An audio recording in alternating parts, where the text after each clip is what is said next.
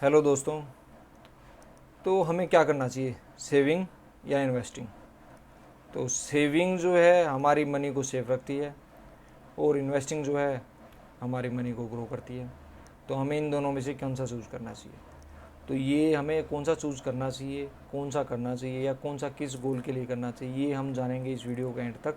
ताकि तब उससे पहले हम जानेंगे इनमें डिफरेंसेस क्या है, इनके क्या क्या बेनिफिट हैं। उन्हीं बेनिफिट्स और डिफरेंसेस के बेस पे हम डिसाइड करेंगे कि हमें कौन सा सूटेबल है। तो सबसे पहले हम जानते हैं व्हाट इज़ सेविंग। सेविंग क्या है कि कुछ थोड़े थोड़े पैसों को, आपके पास कुछ थोड़े थोड़े पैसे हैं या इनकम से आ रहे हैं, उनको निकाल के एक जगह पे रखना जो हम इजीली एक्सेस कर सकते हो, वो सेविंग कहलाता है।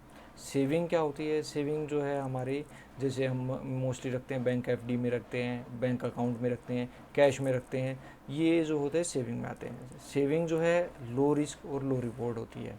सेविंग में जो हमें क्या करते हैं, हमें जनरली हम क्या करते हैं, स्टार्ट करते हैं सेविंग किसके लिए करते हैं, जैसे इमरजेंसी फंड के लिए करते हैं, या हमें कोई फ़ोन लेना है, या कोई वेकेशन पे जाना है, या किसी मतलब थोड़ा बाइक लेनी है। तो ये कुछ चीज़ें सडन परचेज़ के कुछ चीज़ें हैं, तो उन सब के लिए हम जो है वो सेविंग में करते हैं, क्योंकि हमें दोबारा उसकी ज़रूरत पड़ती है। तो हम सेविंग जो ऐसी करते हैं जहाँ रिस्क कम हो, रिवार्ड चाहे कम हो, बट हमारा जो है गोल जो है शॉर्ट टर्म होते हैं और जो है हमें ईजिली एक्सेस से होता है।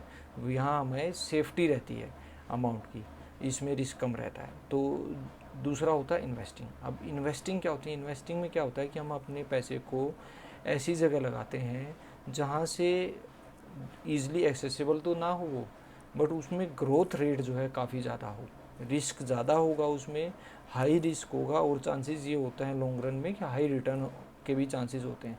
तो हम चाहेंगे कि वेल्थ बिल्ड करने के लिए, लॉन्ग टर्म गोल्स के लिए जो क्या करते हैं, हम इन्वेस्टिंग का प्लान करते हैं। अब इन्वेस्टिंग जनरली क्या करते हैं, मोस्ट ऑफ द लोग जो करते हैं वो ऐसे, जैसे म्यूचुअल फंड में, कोई इंडेक्स फंड में, हम रियल इस्टेट के लिए भी इन्वेस्टिंग कर सकते हैं, या फिर जो है हमने कोई घर लेना है और घर की डाउन पेमेंट के लिए सेविंग कर सकते हैं, किसी बच्चे की हायर एजुकेशन के लिए हम इन्वेस्टिंग कर सकते हैं। तो लॉन्ग टर्म जो फ्यूचर होते हैं हमारी रिटायरमेंट प्लानिंग के लिए, फाइनेंशियल फ्रीडम के लिए, इन सब जो लॉन्ग टर्म्स गोल होते हैं इनके लिए हम इन्वेस्टिंग करते हैं, ताकि टाइम जो है हमारा चाहे ज़्यादा लग जाए, बट वो लॉन्ग टर्म का जो कंपाउंडिंग का इम्पैक्ट है वो हमें मिल के हमारी वेल्थ बिल्ड हो जाए। इन्वेस्टिंग जनरली क्या होती है कि हाई रिस्क हाई रिवॉर्ड होती है, और ये जैसे मैंने आपको बताया कि लंबे समय के गोल के लिए करते हैं। सेविंग सेफ है और हमें छोटे गोल्स के लिए, जल्दी गोल्स के लिए चाहिए होती है, और जो इन्वेस्टिंग है वो लॉन्ग टर्म गोल के लिए है और इसमें रिस्क ज़्यादा होता है। अब हम डिफरेंसेस के बेस पे बात करेंगे कि जैसे हमारा पर्पज़ क्या है। अगर हमारा पर्पज़ शॉर्ट टर्म है, सेफ्टी है, तो हम सेविंग करेंगे। हमारा पर्पज़ लॉन्ग टर्म है, वेल्थ बिल्डअप है, तो हम जो है इन्वेस्टिंग करेंगे।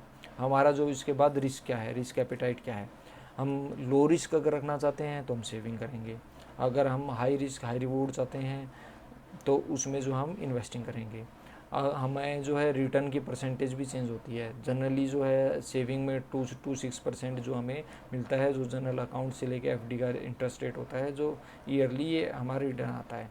और जो इन्वेस्टिंग है उसमें 8 to 15% का हम रिटर्न जनरली कंसीडर करके चलते हैं। वो डिपेंड होता है बहुत सारी चीज़ों पे, मार्केट कंडीशन पे। अगर रियल इस्टेट में डाला है तो आपने रियल इस्टेट में क्या परफॉर्म किया, गोल्ड में क्या परफॉर्म किया, बहुत सारी चीज़ों पे डिपेंड करता है, बट जनरली हम 8 to 15% हम लेके चलते हैं। तो इन सारी चीज़ों पे डिपेंड करता है कि हमें सेविंग करनी चाहिए कि इन्वेस्टिंग करनी चाहिए। अब जो है सेविंग करने के लिए हमें क्या करना चाहिए, सबसे पहले सेविंग करके हमें अपना इमरजेंसी फंड बनाना चाहिए।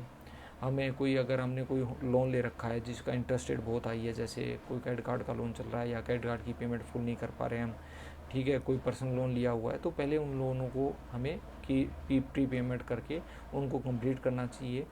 उसके बाद जब ये बेसिक जो गोल्स हैं हमारे पूरे हो जाएं, या कोई शॉर्ट टर्म हमें 1-2 साल में कुछ पैसे की ज़रूरत पड़ने वाली है, तो उसको हम जो है सेविंग में रख सकते हैं। अब इन्वेस्टिंग में हमें क्या करना चाहिए?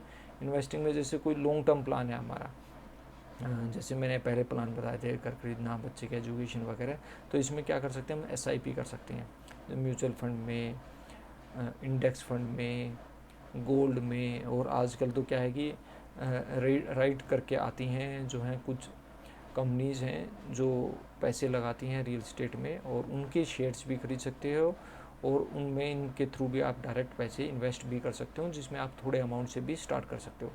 तो जो हमने स्टार्ट ऑफ द क्वेश्चन पूछा था कि हमें क्या करना चाहिए, सेविंग या इन्वेस्टिंग, तो हमें दोनों चीज़ें करनी है।